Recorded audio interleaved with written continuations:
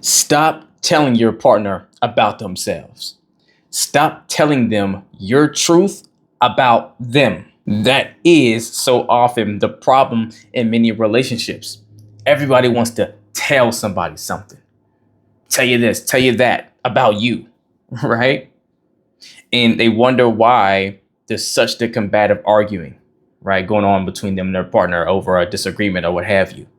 And I get it. When you're emotionally invested in, you really feel you're seeing it from an angle that your partner is not and they're getting it wrong or whatever, it makes you want to double down on telling them about themselves, tell them off, right? Especially if you feel like they're out of line or out of pocket or whatever. But that's exactly where so many of you are getting it wrong.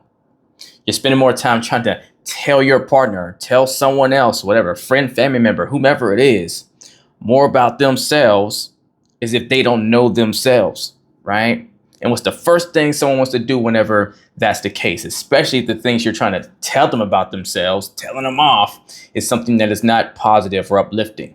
Maybe it's constructive criticism, but it's not being delivered in a constructive way, right? First thing you're doing is creating someone that's going to push back against you. Spend less time trying to tell me something. Spend more time trying to understand me, right? Spend less time trying to tell your partner things and more time trying to understand things about your partner. Less time talking, more time listening. Because the people that are willing to listen to and hear you the most are the people that feel heard. So your partner can shift more into a let me try to listen to you the more that I've felt heard, because now I know that what matters to me has been put on the radar and you're aware of that.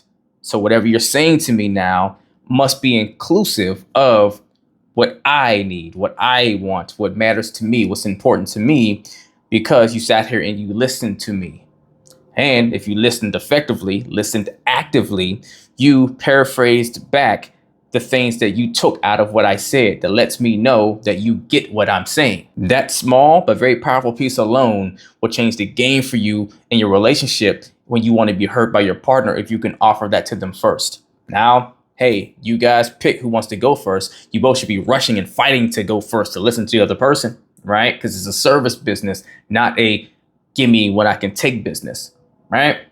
But so many of you are not doing that. So it winds up getting you rough results. And watch this, because some people are going to say, oh, well, if I go do that, then I listen to them all the time. But when it's my turn to talk, they don't listen to me. Great. Then now you have a justifiable and tangible experience, result, proof that they can sit there and they can't disagree with, that shows they have work to do on being able to listen to you the way you listen to them. But you don't help yourself when you have to be the one that goes first. You have to get your point out first. You got to cut them off and let them know, no, see, that's why I got to stop you. You are XYZ. You are this person. You think this. See, you know what your problem is? You believe this, that, and the third. You know what the real issue is? You need to. All this you, telling them more about themselves than they know about themselves, right? That's the idea. And every time you do it, you create more of an adversary instead of a actual complement to your equation, the actual partner that you want them to be, your teammate. Remember, every time you're spending more time telling your partner about themselves, who they are, what you think about them, your beliefs on their reality or their life, what they're hearing is you're trying to tell them they don't know themselves better than you do. You're trying to tell them they're ignorant to their own person.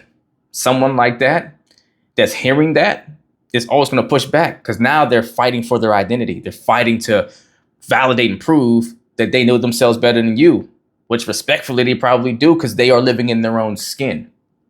And when you spend more time trying to tell your partner things instead of trying to have dialogue, ask better questions, spur up healthy debate or, just conversation back and forth, then now what you've done is you start to impose your beliefs on them, speaking in absolutes instead of speaking in a way that has open-ended dialogue to work through things where both parties feel like they mattered. You've just gone and put in a situation where now they have to defend against a belief that you're imposing on them that they may not align with at all. So no matter how accurate or valid a point you may have that you're trying to make is, it's going to fall on deaf ears more so and waste your energy and your time for you getting all emotional or energetic to go say it in the first place if you go pushing and imposing it on your partner, right? Speaking in absolutes instead of discussing it with your partner.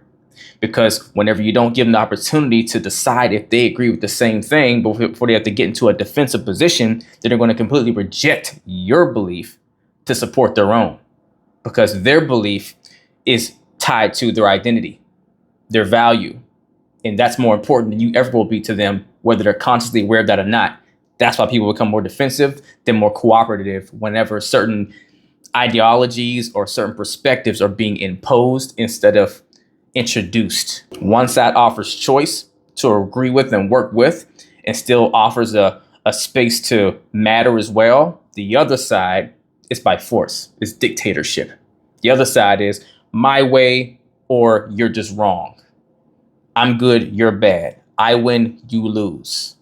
No one ever wants to work with someone that feels like they're losing while they're working with them. If you need help learning how to break unhealthy communication patterns in your relationship to improve things instead of making them worse, email or DM me the word coaching and we'll get to work, as long as you're truly ready to put the work in. If you're not ready for one-on-one coaching, or the time or the space, then email or DM me the word revival to join my Relationship Revival Hub community, where you can learn the same things I teach my clients one-on-one at your own pace, on your own time, through my live weekly coaching lessons I do in there with Q&A, to where I can answer your questions directly, as well as my coaching courses, video courses that lays out exactly the steps how to build, prepare, and thrive in your relationship and effective communication, conflict resolution, the whole nine, as well as my customized content I make specifically just for my members in the community to answer your questions directly and give you the action steps you need to what you need to get the results you want to get. Either way, do something, get in the race. Let's get it.